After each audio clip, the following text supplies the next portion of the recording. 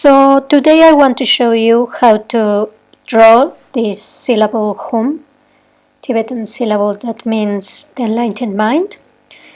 So first we are going to draw this part in the top, which can be a circle or can have this shape, and together with the line below means the letter M or the syllable M.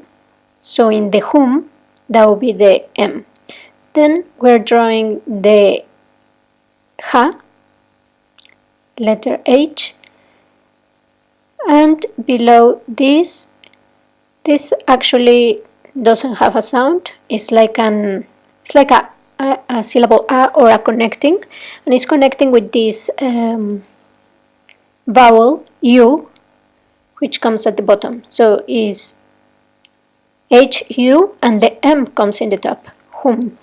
I'm using this black Sumi Ink in this beautiful Tibetan handmade paper, and then you just put a seal.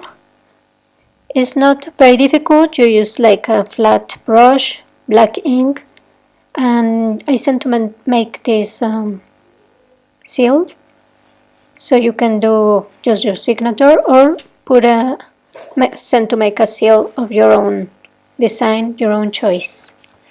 I hope you enjoy it.